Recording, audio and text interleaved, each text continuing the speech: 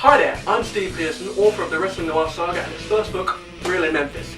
Join me this week on the Master Fights podcast, where I'll be talking to JT about my book, Wrestling Noir, Real in Memphis, and the Wrestling Noir Saga. What are you waiting for?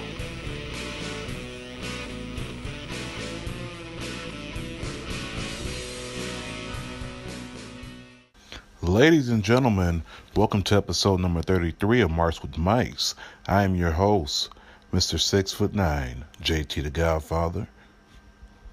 And today we are going to have an interview a little bit long distance, as we may say it, across the pond, if you want to say that. But our interview today is different from what we usually tend to talk about. We tend to talk about reviews and things of that sort, but I want to open everyone's minds to something else different. And when I say different, I mean pick up a damn book. Most people like to look at the online. Let's pick up a book. And why not, if you're going to pick up a book, let's pick up this next novel that just came out this year. It's by an author inside England. His name is Stevie Pearson. Oh, thank you very much, JT. It's lovely to be here. And it's definitely great to have you. Now, we are definitely great to have you to talk about your novel. The name of your novel is Real in Memphis. It's Wrestling Noir, Real in Memphis. Sorry, Wrestling Noir, Real in Memphis. So, with that being said, how long have you been working on this novel? Oh gosh, let me try to think. Well, I think it took about 6 to 8 months to write, but planning out, I did a lot of research because I'm here in England. I just live in London. I've never really been abroad. I've never been to the States before, but I took a lot of time to study Memphis, Tennessee, and Memphis history. So it probably took about 4 to 5 months before that just to get everything in my head, sort of right before even putting pen to paper, so to speak. So I'd say around 12 to 14 months, I think. Oh, wow. Now that is some in-depth planning, but of course, if you're going to write a novel, you got to know what you're talking about. So, with that being said, what was that? What captured you about Memphis and that area, far as the '70s? Like, what gravitated you to that? Far as this is the era that I like, this is the era I want to write about. What was it about it? Well, I mean, with the Wrestling Noir stuff that I'm doing, the Wrestling Noir Saga, as I like to call it, the plan for me is to write 10 novels, all set in a different territory and by a different state. So obviously that would be, eventually there'd be one in New York, one in California, one in Texas. But with Tennessee or with Memphis, I just thought, historically looking at it, everyone back in the day, and still to this day, everyone went through Memphis at one point. So it's that just seemed a good place to start from, because historically speaking, like I say, every real life wrestling counterpart came through Memphis at some stage. It doesn't matter who it was, everyone was there at one point or another in the 70s and 80s and 60s and 90s. And like I say, even to this day, Memphis has a very progressive and very bountiful wrestling territory to come from. Oh, yes.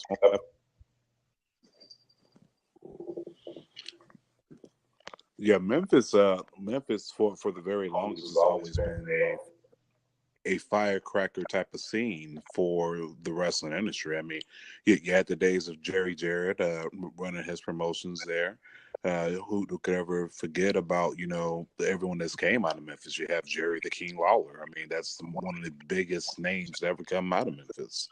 But I can definitely understand you going that direction. So you're saying that you're going to plan a 10-book series. So I've heard it said that this is like the Game of Thrones of wrestling with power bombs.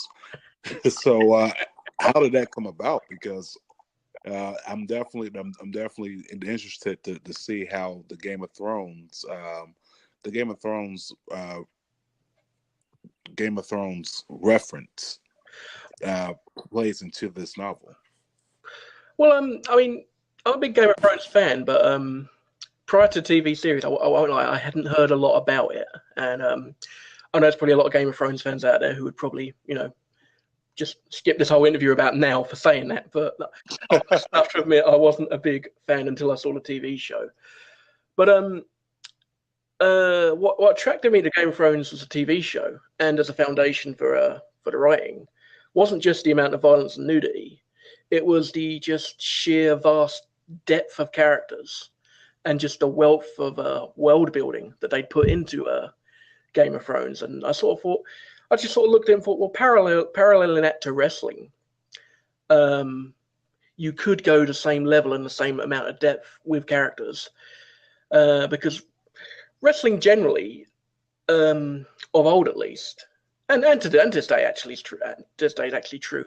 Always had such interesting people in and out of the ring. It was like when I was a kid, I'd watch, say, to throw an example, I'd watch, say, I don't know, the Barbarian, for example, and he was a big guy, and he looked very intimidating and very, very scary, and he was a great performer too, and still is, as I understand. But I always just look at him as a kid and think, well, what does this guy do when the match is over? It's like the ref rings the bell, he goes backstage. What does this guy do then? What does this guy do after that? I could never accept in my head as a child that this guy could, say, have a family and a life and just pay bills and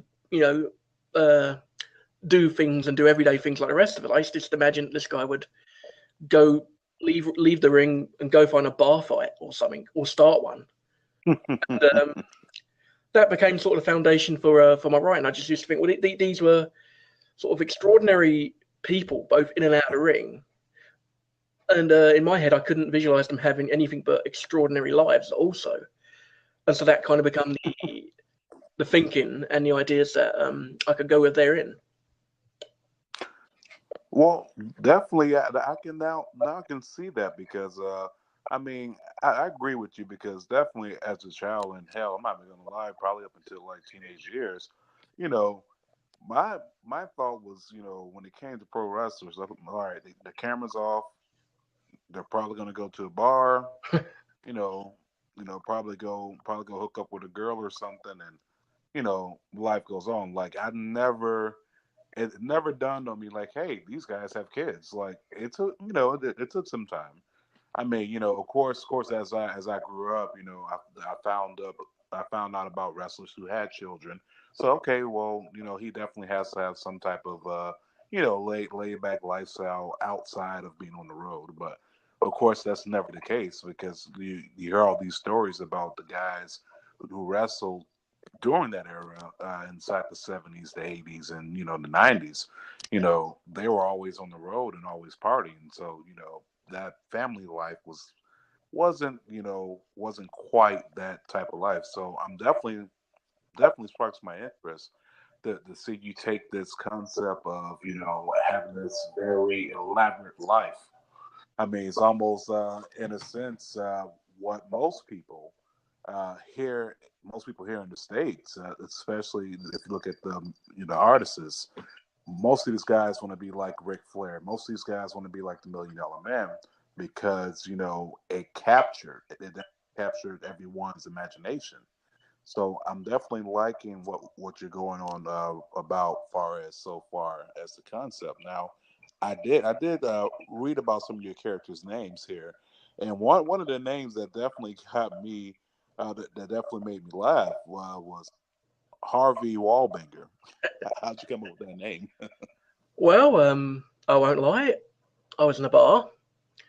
I was drinking. I looked up at a board, and so I saw a drink called Harvey Wallbanger. I'm not gonna lie. No, let's back in the day, like I say, even promoters were a bit carny. Well, obviously a bit carny. Even promoters were a bit overt with their characters and characterization as people. And so it kind of spun from there, really, because if you look at it, they're Yeah, it's like they're the more interesting ones if you think about it, because they're kind of, you know, they're kind of playing God essentially with talents' lives. Yeah, And so I kind of puppet man. yeah, they're puppet masters. So I kind of looked at them for they're the more interesting ones to go for, to write about and to read about for me, alongside talent. And I just thought, well, you couldn't be in that realm and be straight anyway. You'd have to be a bit a bit crooked and a little bit out there. And you sort of, if you read the history of certain promoters, like say Herb Abrams, for example, he was another one who was a bit of a character, and even the promoters were as out there as the talent were, off screen and on. Well, yeah, yeah. I mean, if you look at look at some of the promoters and names, I mean, it's definitely out there. It's definitely seeing these guys get TV time majority of the time. I mean, who didn't know who these promoters were? I mean, every person, especially here, if you follow wrestling, you knew these promoters just by how they dressed, how they looked. I mean, the promoter was just as big as a part of the show as the wrestler sometimes, and sometimes that's true to art even now. Now today in today's age of wrestling, I mean, you look at what's going on, the big wrestling boom. Yes. The promoters are more so known. I mean, if you look at what's been happening with Impact Wrestling over this past year, the people that are now in charge over it is giving Impact more of a credible name versus the former management. And if you look at WWE, as far as NXT goes, the NXT is going to put on a great show because the promotion itself is ran by Triple H. Oh, yes. Which makes him part of the show. Absolutely. I agree 100%. So I'm digging more into your book here, and basically Harvey Wallbanger is a former wrestler who's turned church pastor. Yeah, it's basically it was a one company ran by 4 people. Gotcha. It'd be you'd have obviously a promoter, a booker, and other people as well, such as top talents. And within the context of the story, Bull South, the other founder of the company, dropped out of wrestling and went into the religious side of life. And basically, his son decided to become a wrestler to try and follow in his father's footsteps. And of course, the father didn't want that. No, the father would have been naturally against it because obviously he'd be aware of the lifestyle in wrestling, and obviously because he's found God, he's found something better outside of wrestling, and would prefer him to go that way. So you have a little bit of conflict there, and obviously that became a basis for that narrative and that storyline. So the conflict is definitely there. I mean, you have the guy's son being trained by someone who's still part of the company. It's like, hey, I don't want you training my kid. Train him anyway. So you're basically in a tug of war in this situation with the kid. Now you have you definitely have a lot of characters in this book because I'm skimming through some of the characters now. Now the Golden Wonder, Rod Golden. How did you come up with that character? Oh well, it's obviously. I don't want to keep drawing parallels to real life people. If I'm reading a book and it's fiction, but it's sort of got bounding in reality, I don't want to sit there and think, well, this is obviously based on him. That's always based on him. I try not to be so brazen with that. I try to get sort of like certain characteristics from people in and out of wrestling and people I've met over the years, because I've worked a lot of different places and I've known a lot of different people. So you kind of pick up different characteristics and put them into a fictional counterpart. But to a lesser extent, to a small extent, I'd say that character would be based somewhat, not entirely on the King, on Jerry Lawler, but the King's kind of lifestyle and influence within the Memphis territory to an extent. But I'd say from a characteristic standpoint, I'd say he has more in common with, say, Nick Bockwinkel of old, because Bockwinkel was he was well groomed and well spoken and well presented, much as the Rod Golden character comes across that way.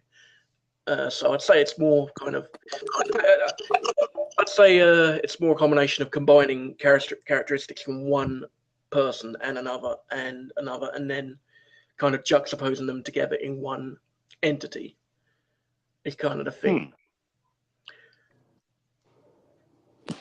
Now, another thing that I find interesting about this is just not 1, 2, 3, or 4 characters. Like, if you wanted to turn this into a TV show, you have a whole entire cast there.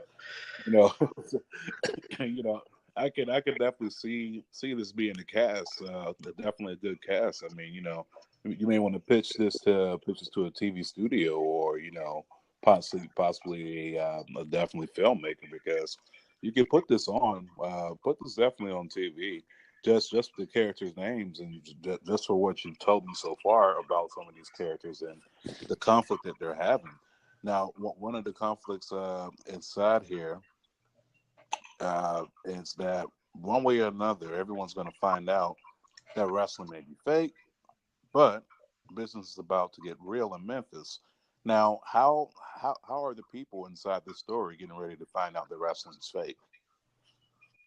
Oh well, it's done it's set in 1979, and ideally, throughout the entire saga, I would choose 1 year per saga. So obviously, in '79, kayfabe was still a big thing, so people would have been going to a lot more lengths to protect it. Unlike, say, now, like now, where you get guys posting things on Instagram, where you get guys where like they're in a feud now and they're posting on Instagram hugging and hanging out, and you think, well, hang on TV you hate each other, and on thing I know we live in the age where it's a bit more open, but if that had been a thing back in '79, guys would have lost it. The whole thing would have fallen apart.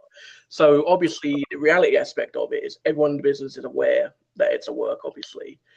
But there was still, back in '79, there was still that element of, we have to protect the business from outsiders. So we look like a legitimate sport and like we legitimately hate each other, so we can draw money. And obviously towards the end of, so I think it was about the end of the '80s, I think it was kind of very much out of the bag that it wasn't a legitimate sport. And therefore they didn't keep it up as much as they could have done, or maybe some would say should have done. But at this point, that was still a big thing. So I think that'd be the reality aspect. And obviously the reality aspect is, you're doing a job that's not legitimate, but obviously things like injuries and money and lifestyle and the people around you, that's the reality aspect, and that's a real thing. And that would be the aspect of reality that I was going for. Okay. I mean, definitely definitely the business has been, I would say, dampered by that. I mean, let's face it, when you had wrestlers starring in movies, you had your Hogan inside of what was it, Rocky? So Rocky 3? Yeah, Rocky 3. You had Hogan in Rocky 3.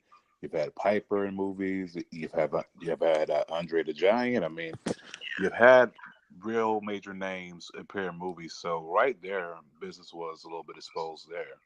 Because if you're looking to keep your guy, keep your guy in character and actually sell this to the public, you definitely want to make sure that everything's intact when it comes to the storyline. I mean, to go back to your point earlier when you were talking about wrestlers posting things on Instagram, I mean, two names that come to mind. I mean, you had Alexa Bliss, Nia Jax. You had Roman Reigns and Braun Strowman. I mean, it's kind of hard to take you serious as a monster, and you hate this guy when you're posting and you're smiling and holding hands and hugging on the photo.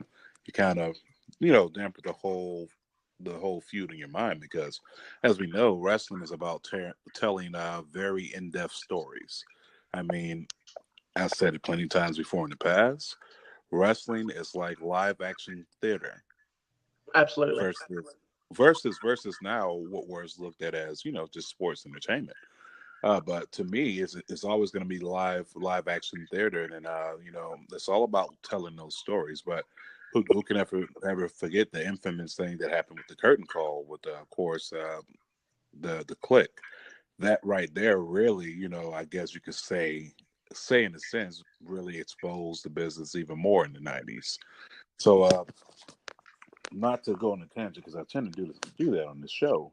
So to hop back into the characters of your book. Now, is there a serious love interest inside this book? Oh well, yeah. It's a lot of guys are married. You've got sort of characters who are in their 30s and 40s and stuff, and you've got younger people as well. So you've got guys who are married and sort of live outside of the ring, live a very settled life, and obviously you've got younger guys who are chasing girls and stuff. And without giving too much away, obviously there's a connection there between the two somewhere. Ooh. Yeah. I guess that's the little tea for today. Yes. So, so we definitely got a little bit of scandals going on in the book. And I mean, what's not a book that does not have a good scandal? I mean, you have to have it. So, with that being said, my other question for you is, I kind of skipped ahead of this whole entire interview. I should actually this before. Where'd you grow up in England? Oh, England. Well, I grew up in a small Essex town called Clacton-on-Sea, which is it's by the beach. Where I'm more or less on the beach now as we speak. Actually, we're less than a minute away from the ocean, which is lovely. It's a small town. Population, say 54, 56,000. About an hour away, a couple of hours away from London. In terms of wrestling, we local outfits down here once every couple of months or so. But at the moment, in England, London's definitely the place to be. I'm a frequent fan of Progress Wrestling. I go to them quite often. They're oh, really? Yeah. Oh my God, they're incredible. The shows they put on. They do shows in Camden every once a month, and that's an incredible incredible evening out, I think. But you can. A friend of mine was telling me at the moment in London, you can see wrestling 6 nights a week, maybe even 7 sometimes, which for England hasn't been a thing since the World of Sport era. Wow. Now that to me is great, because even here in the States, it's kind of hard to get wrestling 6 days a week. I mean, we well, I'm in Cleveland, Ohio, so we Cleveland, Ohio, we probably get possibly 3, maybe 4 shows a week, if that. But it's not really on a weekly basis. I mean, of course, during the summertime, there's more shows, but once you crack into the fall and the winter, they're kind of few in between. Yeah. But so I've personally, I've been meaning to start watching more Progress, only because I've heard nothing but great things about it. I mean, I've heard great things about it. I remember watching a little bit of what culture when they had their when they had What Culture Pro Wrestling. That was pretty cool. But far as Progress, now, has Progress, there were rumors lingering around that Progress was going to go to the WWE Network. I wonder why that didn't happen. I have no idea, to be honest. I like the network. I won't lie, I spend more time watching classic stuff than I do modern stuff. It's definitely worth the money. I know there's no argument there. I'm never going to say that that's not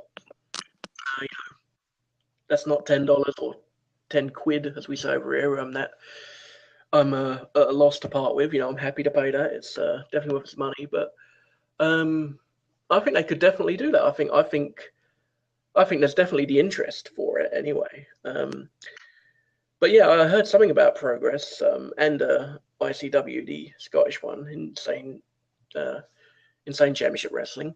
I heard Right. they were there. I heard lots of other different companies were, and I heard they were going to introduce a tier system for these ones, but I don't know if anything's coming out or not. I'd certainly welcome it. I'd certainly say there's definitely scope for interest from fans.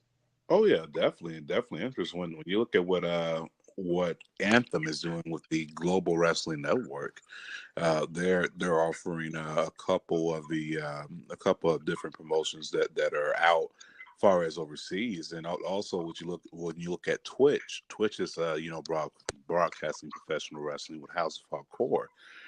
So wrestling has never been as big as it is. I mean, right now there's all sorts of different apps. There's Powerbomb TV. There's Fight TV.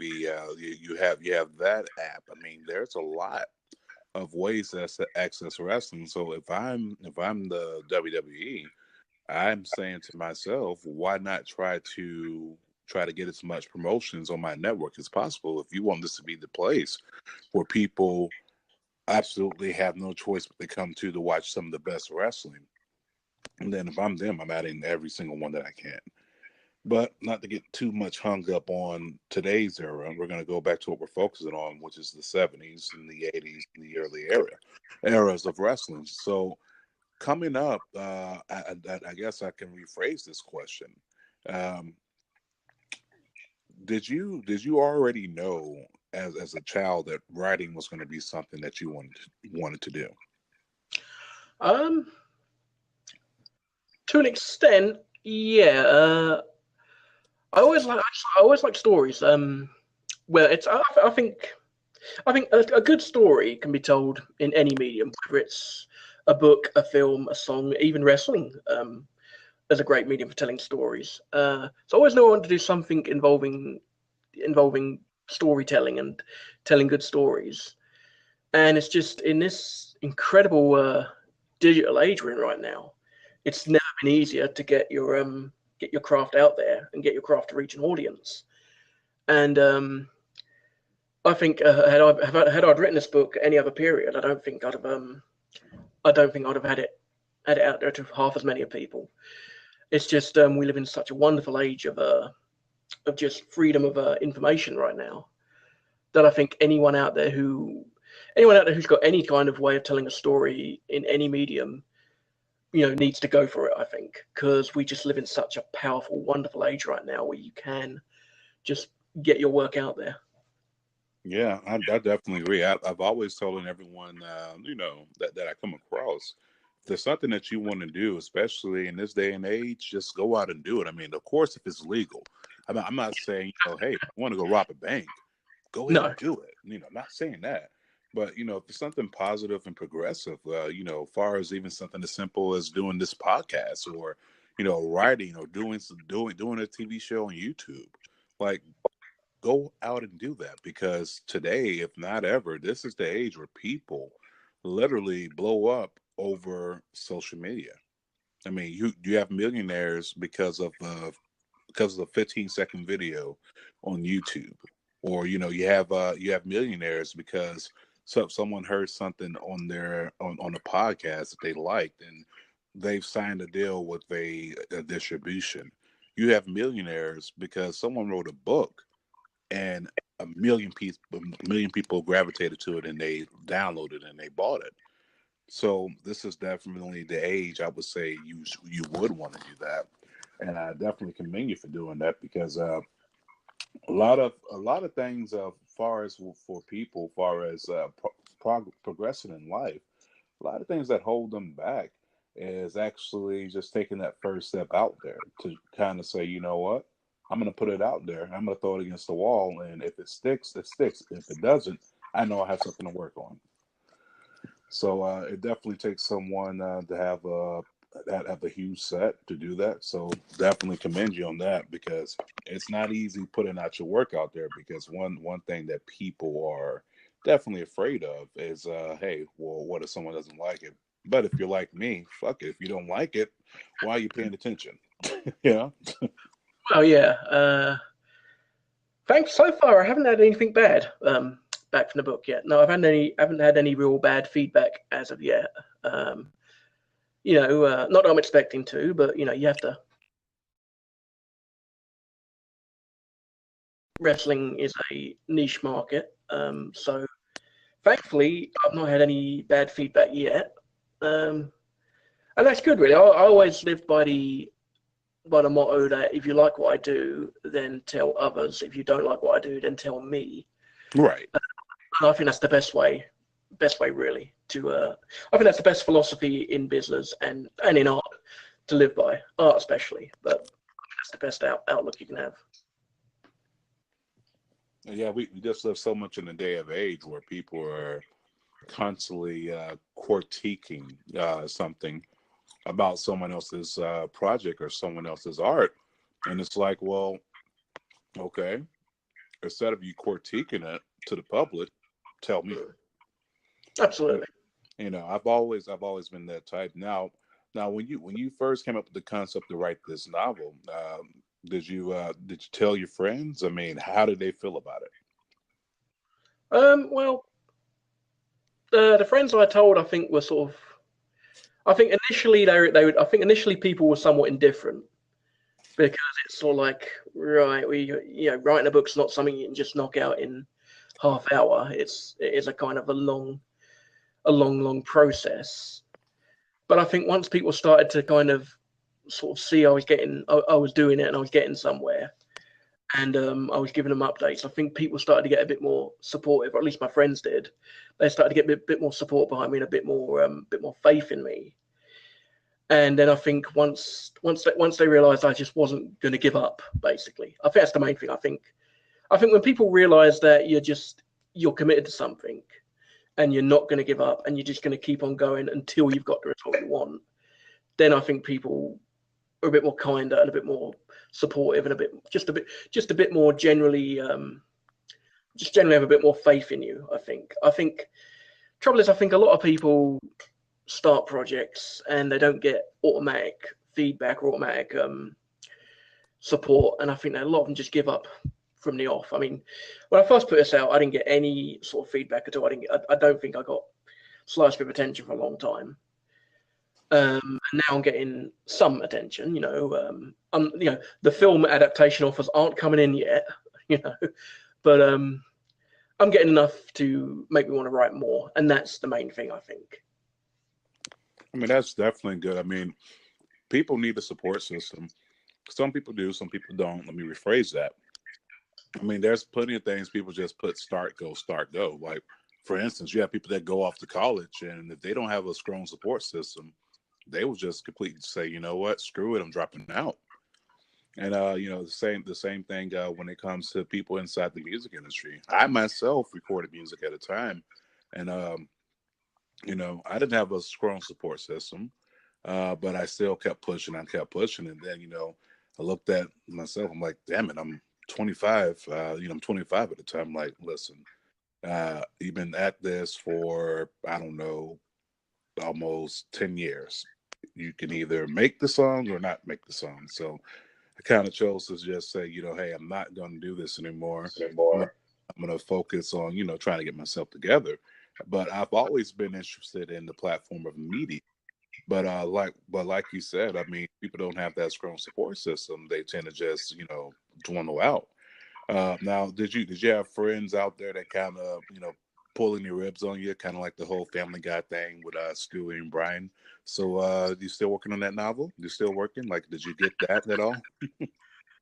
We kind of, yeah. I've got some friends that I bounce ideas off against, who are really good, and more importantly, are really honest enough to turn and say, no, that's ridiculous. Actually, that's not bad. You should do more of that. You should do less of this, which is really, really helpful. And I think a lot of time people can be their own worst enemies when they're doing creative stuff, because it's like you've got an idea of what you think's good, but there's obviously you don't have the same filters that someone looking in would have, that can give you kind of courtesy and give the courtesy of giving you advice. And a lot of time, like I say, you get people that will do that, but then you'll get other people who want to be blindly supportive because you're doing something and will tell you everything's great. And then on the other hand, you've got people who just completely dismiss it out of hand and tell you that, will either tell you that it's not good, or the ones that would just outright tell you it's no good, or the ones that just dismiss it out of hand because you're doing something that you enjoy and they're not. And I always look at it. I'm very open on Twitter. I've got fans who message me and give me feedback on things and that, and I'm very grateful for it. I always take it on board. The one problem is when you get people and you give them some criticism, or you not even criticism, you give them feedback. Sorry, and they just dismiss it out of hand and give it well, you haven't done this, you haven't done that, what would you know, blah blah blah. And I really hate that myself. So I'm very open. If someone's took the time and courtesy and spent their hard-earned cash to read my book, there's stuff in there they haven't liked, or there's stuff that needed clarifying, or if they just want to bounce ideas off me and give me some degree of support, then I sit and think it's the least I could do is spend a little bit of time just discussing things with them. It's just as a common courtesy, because I look at it and think at the end of the day, we're all wrestling fans. We're Lord knows why, but we all love this silly, crazy, mad business.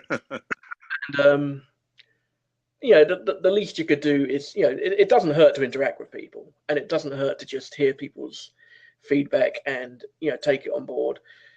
And I sort of think, because that's the only way we learn in life, anyways. We learn a lot from failures, and we learn a lot from feedback, and fan feedback and fan response. I've written better stuff off the back of that more than I have from my own ideas, I think. So I definitely want to agree with your point there, because who are we without taking the corrective criticism or feedback, however you want to put it? Because sometimes as people, we get in our own way. I mean, we just do. Sometimes we become a little bit too big for our actual selves. It's like, hey, this is my idea, and this is how I envision it, and this is the way it's going to go because it's the way I see it in my head. But sometimes you need someone to, kind of check you, like, hey, I like this, but what you need to stop is this. And you do need that in life. I mean, you absolutely need that. If you didn't, you have people running around like loose cannons.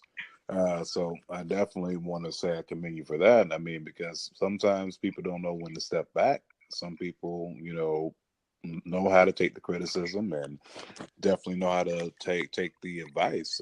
Because without advice inside life, I do believe people will be just as lost as they seem now. And if you don't understand what that means, just look at today's society. Sure. But to carry on from that, so far as wrestling inside your household, was it something that was forbidden, or was it something that was accepted? Oh, growing up for me, my house was it was a boxing house. My house. It's like my brother watched boxing along with my father, and my sisters kind of got in it too, to a certain extent. And me watching that fake shit, that was simply ridicule, as you can imagine. I think I think it was respected. I think the athletic side of it was respected, but the rather brightly coloured, flamboyant, over the top aspect was sort of. I remember being a kid. I remember two particular things being stuck in my head as a kid with regards to wrestling from the family. One was, he'll grow out of it, and two was, oh God, wrestling is on again. So yeah, in my house it was kind of, I wouldn't say discouraged, but it wasn't met with the the kind of support that it would have been had I ever been more into boxing, which I do like boxing, of course, but wrestling was my first love, I think. Well, I could definitely relate there with you. I mean, far as my household was different. I grew up in two different households. My parents separated when I was 3, maybe going on 4. So I've always been in two households. So far as at my mom's house, it was absolutely forbidden. I mean, it was almost like Bobby Boucher and his mom is like, turn off that wrestling. That wrestling's the devil. Wow. That's how it was. I mean, literally, wrestling was like a no inside the house. But when I went to my dad's house, it was definitely hands on. I mean, it was great. On my dad's side of the family, wrestling kind of passed down from generation to generation. Wow. Basically, my dad and his siblings, all 10 of them, uh, they would watch wrestling, and they would watch it on my grandmother's TV. So when my grandmother would come home from work, they would try to turn it off before she came in the house. So this time, I guess they got caught. And my grandmother goes in. She's like, "I thought I told you I don't want that on my television. Turn it off." And my dad's like, "No, just look at it, just watch." And the wrestlers that she saw on that television, she saw a young Dusty Rhodes. She saw Holly Ray. She saw a very young Ric Flair, and she was hooked by Dusty Rhodes' charisma. Yes. Now, Dusty had some of the best charisma ever. And if I can do a quick Dusty impression, Daddy, yeah, hard times, hard times is when a man get lays off because some computer takes over his job. Dusty just had that way to connect. Yeah. And he definitely connects. So, my grandmother fell in love with it, and she ended up going to events, and remember her seeing Ric Flair and Dusty go at it, and her coming home with no voice, and that dirty Ric Flair, and just going off. So she became hooked. But as far as my dad, of course, going to his house, I got hooked because he would have it on, and he took me to my very first event, which was a WWF at the time live event, and I got to see your Bret Harts. I got to see your Shawn Michaels when Shawn Michaels was just transitioning into the Heartbreak Kid. I also got to see wrestlers like Jake the Snake, and you had a whole list of people that I got to see inside that new generation era. Your Razor Ramones and so on and so on, and instantly I was hooked. Now, definitely my the older brother and I, we liked it, but he grew out of it quick. So he would definitely say, "Oh man, hey, you still watching that fake ass shit?" Like that would that's my brother. That's what he would say. But I remember as kids, man, we would put wrestling moves on each other. Now, have you ever put one of your siblings in a wrestling hold? Well, my brother he was about 6 years older than me, so I may have tried, but I don't think I ever succeeded. But, yeah, no, uh, none spring to mind. Not on family members. No, other kids at school. Yeah, a few times. Oh, I will really? say, yeah, I will say one thing. That Boston crab, that thing damn hurts.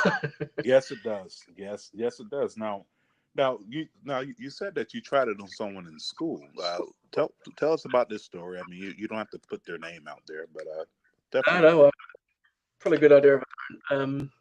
Well, I remember we had a PE, which would be physical education for you American selves. I remember just one time we were playing football, which again would be soccer for you guys.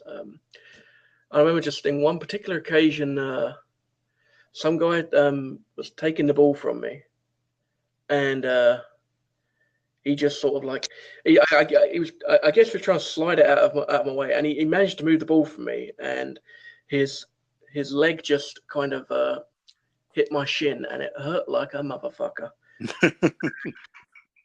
I just, in kind of an instinctive thing, because he was on the floor, I kind of had grabbed his leg as he'd done it. so I couldn't get away. And he was swearing his head off at me, and I just grabbed it and just grabbed it and just leaned onto him.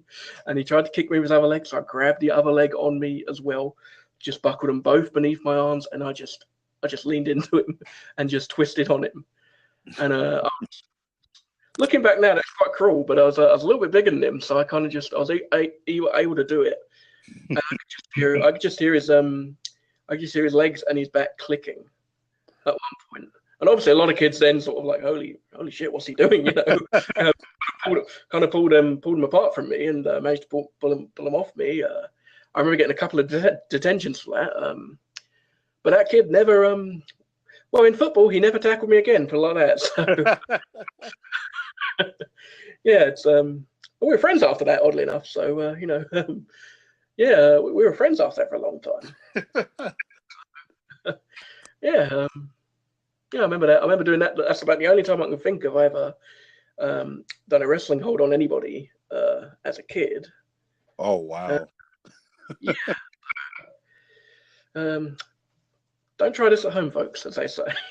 No, definitely don't. I mean, hey, listen, I think every wrestling fan out there has put a move or has been put in a move by someone. Like my younger siblings can tell you right now, I think I've put every move, every submission known to man on them at least once or twice in my life. I mean, my sister has gotten the Walls of Jericho. She's gotten the mandible claw. I think my younger brothers have gotten the figure four leg drop. I think one of them even got the crossface crippler. I mean, the list goes on. Now, I must ask, did that kid tap out? Well, this was slightly before the tap out era, but he definitely submitted. We'll say that. He said yes, along with a lot of other words too. Oh shit. Oh, listen, man. Hey, look, I'm not gonna lie. Every single person I put in the move has tapped out. It's always been okay. I tap out. I'm like, no, I can't hear you. So, yeah, I mean, but I'm not a small guy. I mean, I'm 6'9". I mean, I've always been a big guy. So, just imagine me leaning all my weight on someone that's twice as smaller than me. But I myself, I remember in school too. This was, I believe, sixth grade, if I'm not mistaken. Yeah, it was sixth grade. So it's sixth grade. This is a middle school here in the States. And I'm out there and I'm in PE. And because I was such a big guy, there was always people, a lot, shorter people that would always want to poke the bear, so to speak. So they just wanted to keep poking. And Sure. the sayings goes, "Hey, don't poke the bear." So they just kept poking, teasing me. So finally, I erupted, and when I erupted, I went to go chase after these guys. And one of the guys who tried to stop me, one of my friends to this day, because I was pushing people off me left and right, and he had the balls to jump in front of me, say, "Hey, JT, calm down, don't do it." I immediately grabbed him and I hit a DDT right there on the basketball hardwood floor.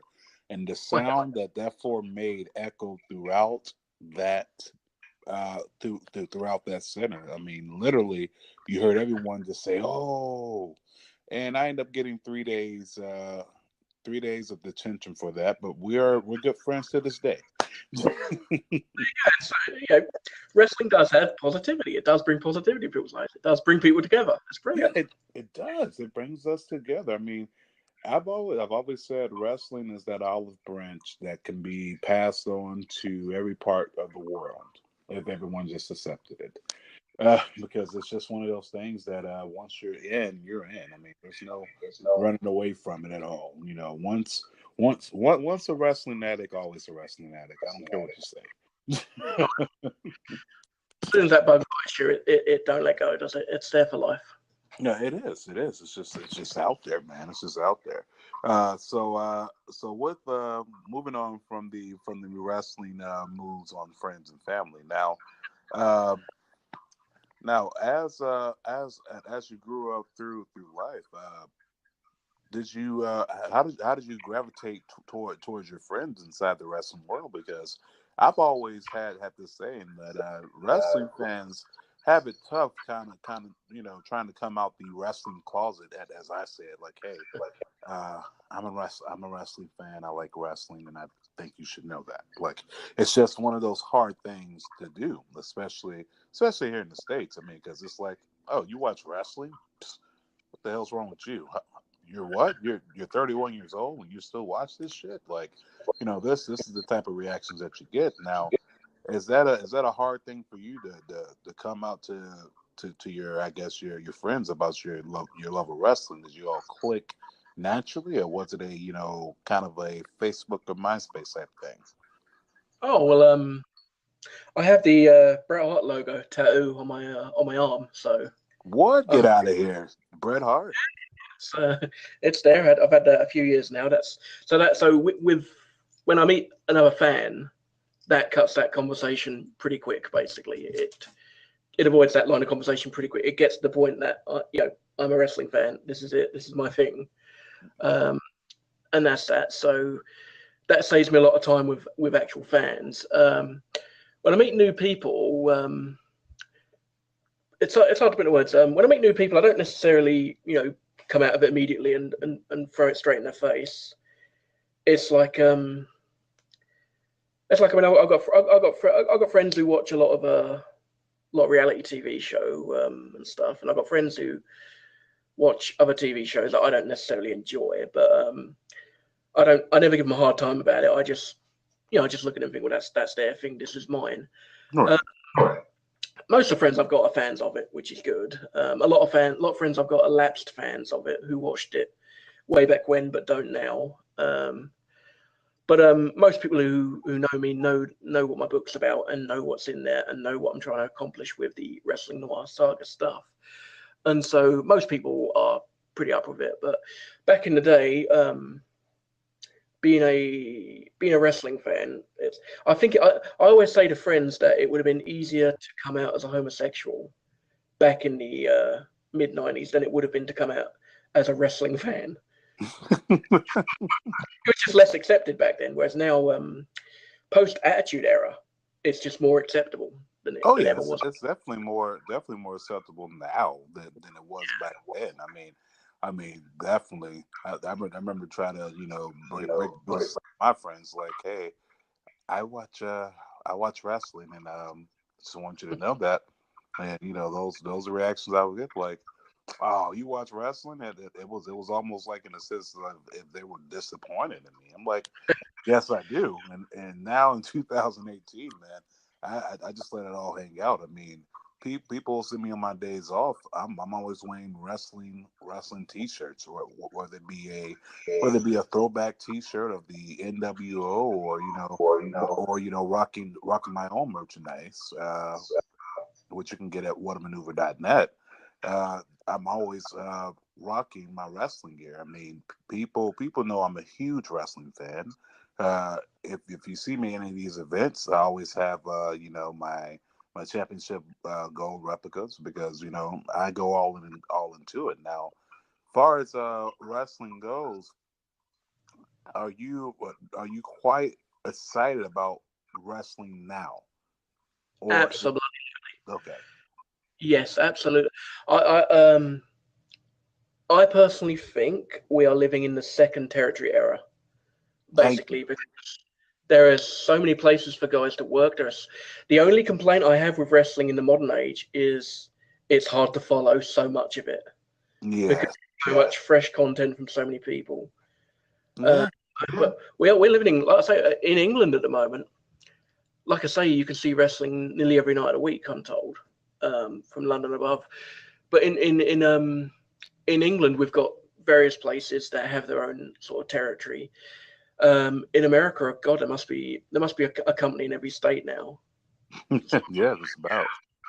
And I think we're living in the second territory era. We're living possibly the best era, because there's so many active performers now, and there's so many places you can watch wrestling now, and there's so many methods you can watch wrestling now. And I just think, I'd like to say, I think we are living in the second territory era. And we can continue, I think. Yes, and I would definitely want that to continue. I mean, because let's just face it, at a point, wrestling was kind of just stagnant. You only had really just the WWE and TNA. Yeah. You've always had New Japan and Ring of Honor, but they wasn't as hot as they are now. And No. that was just your four main dishes for wrestling. For wrestling, as far as that goes. But this is definitely territory phase number two, and I'm definitely loving it because it does give you a lot of content to watch. But then again, it's a lot of content to watch. That's the thing that you have to get a grasp of. I mean, watching wrestling now, it's especially if you're watching a WWE pay per view, like watching the whole entire pay per view. Let's just take, for instance, WrestleMania. I was there for that in New Orleans. Wow. WrestleMania, literally, if you want to be technical, uh, in the states time, it started at, if you really want to be technical, let's just say like 4:30, 4:30, 5 o'clock. I mean, watching wrestling now, you have to literally have a part-time job just to watch wrestling because You got to be involved in the business now. That's what.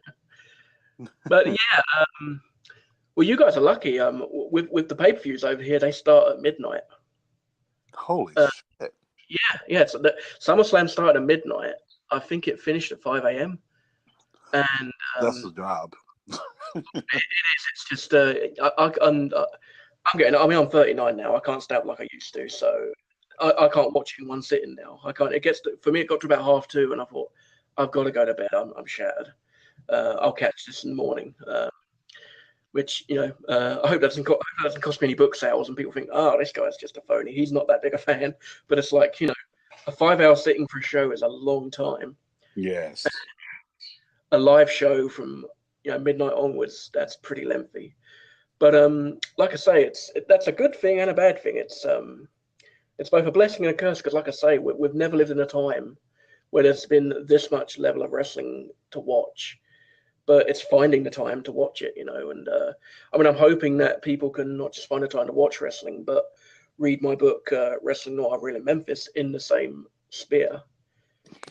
Well, definitely want to keep plugging it out there. Now, for the people out there who want to purchase this book, because I'm going to tell you right now, the show personally wants to purchase a book. Now, if I want to definitely get your autograph on this book because I definitely believe it's going to be a hot seller. Sort of back to the days of when the wrestlers were booming, far as during that Attitude Era. I mean, you had Mick Foley produce New York Times bestsellers, and you've also had The Rock produce a New York Times bestseller. And now we have Stevie Pearson, who's looking to go ahead and do that very same thing. So, with that being said, where can the wrestling fans out there purchase your book? Well, generally speaking, I don't want to go ranting about my likes and dislikes of Amazon as such, but you can purchase the book from my website at www.wrestlingnoir.com.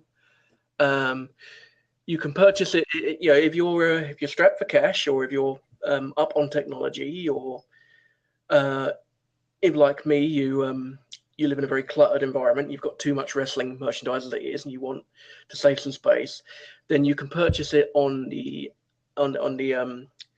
digital copy. You can get a digital copy for simply for 99 pence or cents. You can do it that way through the site, or you can purchase it on Amazon, and there'll be a link to Amazon on my website. I charge so little for it because Amazon, I don't want to get into a rant or anything, but Amazon have this bizarre way of charging you quite a lot for a digital copy of a book, which is pennies and pounds apart different from an actual physical one. And I just sit and think, well, it's a digital file, so I don't really agree with that. And I think selling it for a low price like that, it's not a reflection on its quality. At least I don't think so myself. So it's just my way of getting it out there a lot quicker. So you can, to reiterate, you can purchase it on my website at www.wrestlingnoir.com. Now, listen out there, fans. That is the preferred place of purchase, and that is where Marks with Mike's is going to purchase their book. Right there at his website. Make sure you go there to the website. I am going to attach it on the Twitter feed and Instagram feed, as well as maybe put a YouTube video out there for it to go ahead and promote it. But we definitely want you all to purchase this book. We're definitely going to get it. It's definitely Marks might approve. It's definitely Marks might approve. And I will say this: wrestling is going to be as big as it is ever, period, especially with this date and age of time. With your first release of this book, uh, are you already starting to write your part two to it? Oh, well, the second it's already written. It's just being currently edited by my editor. I'm looking at a release later in the year. If I'm honest, I tend to like to release things, during one of the bigger pay-per-views. I don't want to say definitely Survivor Series, but I've got Survivor Series sort of mentally prepped. But there is definitely a second book. I'm currently writing the third one as we speak, actually. So there is definitely a second book coming, and coming very soon. Man, you're definitely knocked them out the park. So we can't wait for the second one. Do you have a title for that second one, or just kind of hush hush right now? Well, basically how I'm doing it is I'm going by the biggest state of each. I'm going by the biggest state of each. The biggest. Sorry, the biggest. I think it's the biggest town of each state. So, with this book being real in Memphis and be based on Tennessee, the next one would be real in Dallas, based in Texas. Okay, so definitely can't wait for this copy as well. But for now, I want everyone to focus on the very first edition of the book series, Wrestling Noir, Real in Memphis. It was written by Stevie Pearson. I definitely want you to go to his website, which is Wrestling Noir, which is WRESTLINGNOIR.com. And go ahead and purchase that book, whether you have the hardback, paperback, digital, or audio. Definitely make sure you go out there and support it. We're definitely going to support it.